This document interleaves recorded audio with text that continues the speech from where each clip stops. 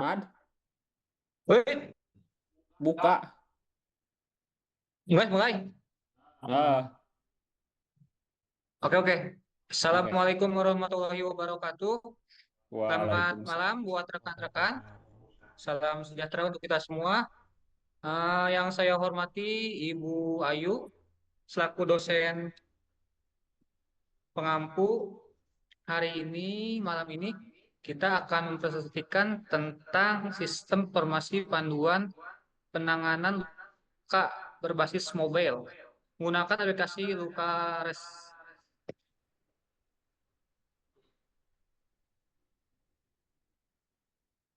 Selanjutnya, ada nama kelompok, ada Daryana, Khairul Amin, Yusuf Maulana, Robi Novriandi, dan Ahmad Syahbudin. Selanjutnya, panduan atau latar belakang. Banyak masyarakat masih belum memahami cara merawat luka dengan benar, sehingga sering terjadi kesalahan dalam penanganan yang dapat menyebabkan infeksi atau komplikasi serius. Perkembangan teknologi mobile memberikan peluang besar untuk menghadiri solusi digital yang praktis dan mudah diakses dalam bidang kesehatan. Mulai aplikasi Luka Lens, pengguna dapat memperoleh panduan pandangan penanganan luka secara mandiri dengan bantuan teknologi kamera dan pengolahan citra yang memungkinkan identifikasi jenis luka serta untuk selanjutnya mungkin akan dilakukan oleh saudara Daryana.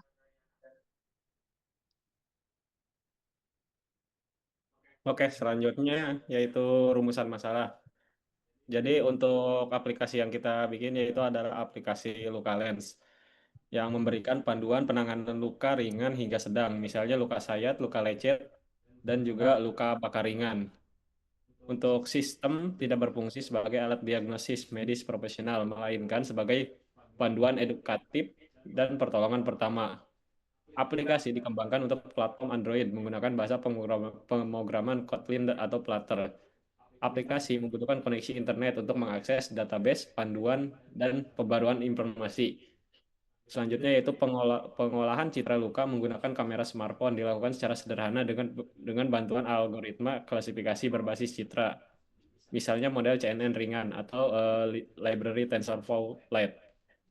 Selanjutnya yaitu untuk tujuan atau manfaat sendiri dari penelitian yang kita buat yaitu pertama untuk tujuan yaitu mengembangkan aplikasi panduan penanganan luka yang mudah diakses. Selanjutnya yaitu menggunakan pengenalan citra untuk identifikasi luka. Lalu menyediakan antarmuka yang interaktif dan juga edukatif. Lalu untuk manfaatnya sendiri, untuk masyarakat ini bisa mendapatkan panduan pertolongan pertama luka ringan. Lalu selanjutnya yaitu tenaga kesehatan untuk mendukung edukasi pasien tentang perawatan luka. Terus bagi pengembang atau pembuat aplikasi sendiri yaitu referensi untuk sistem informasi kesehatan berbasis mobile dan juga AI. Itu selanjutnya akan dilanjut oleh Robi.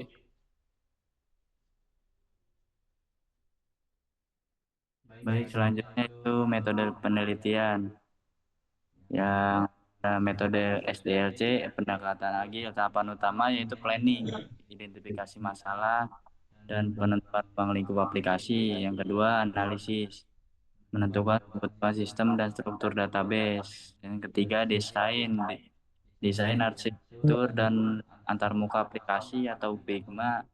Yang keempat, implementation, pengembangan Flutter dan Firebase.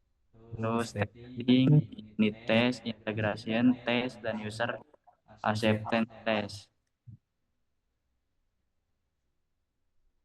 Selanjutnya yaitu deployment and maintenance, uji coba aplikasi dan pembaruan sistem. Selanjutnya bacakan Airul Amin.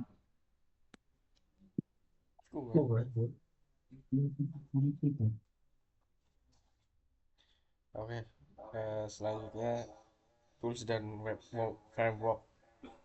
Sini ada komponen bahasa pemrograman, program AI, backend, database, desain UX, dan version control. Toolsnya kita ada tools, ada fungsi, bahasa pemrogramannya kita menggunakan Flutter dan pengembangan mobile. Untuk framework AI-nya kita tes TensorFlow Lite, pengenalan citra luka. Backendnya kita memakai Firebase, penyimpanan data. Desainnya kita menggunakan Figma, mockup, dan prototype. Versi kontrolnya kita menggunakan GitHub untuk collaboration proyeknya. Oke, bisa di next.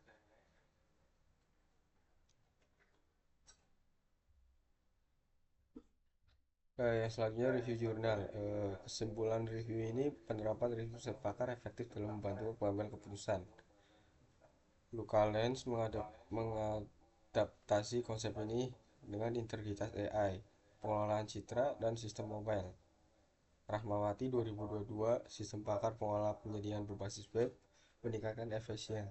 Handoko 2020, forward signing efektif dalam pengambilan keputusan otomatis. Fadila dan Suryanto 2021, SDLC Agile, mempermudah penyesuaian dengan kebutuhan pengguna. Wijaya dan Purwanasari 2022, sistem bakar untuk manajemen stok, suku cadang, efisien dan akurat. Suryani dan Firmansyah 2023, framework Laravel meningkatkan efisien data. Oke, selanjutnya mungkin bisa dibacakan oleh Yusuf.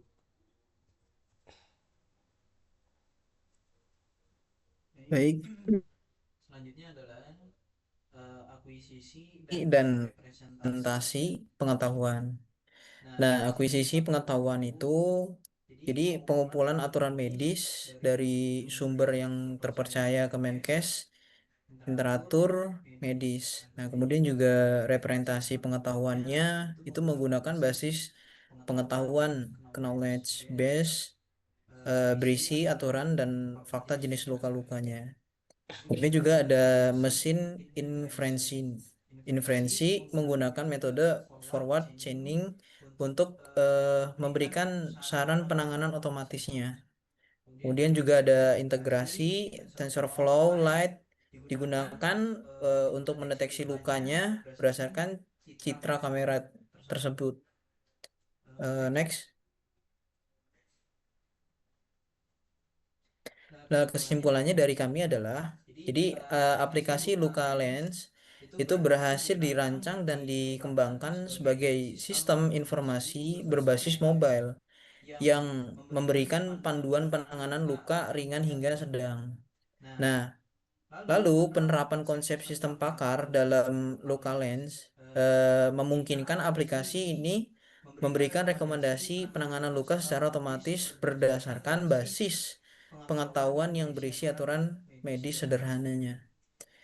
Integrasi teknologi pengolahan citra dengan TensorFlow Lite mendukung kemampuan aplikasi untuk mengenali jenis luka melalui kamera smartphone.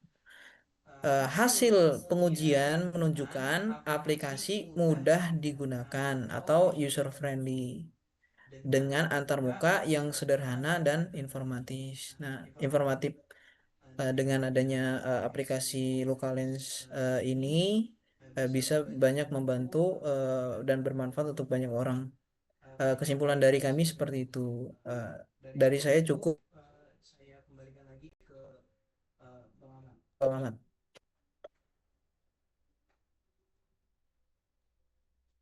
Oke, terima kasih buat rekan-rekan. Pak, sudah cukup?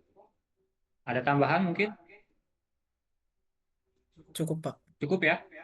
Oke, kalau gitu saya akhiri ya. Ah, terima kasih untuk waktunya. Mohon maaf jika masih banyak kekurangan.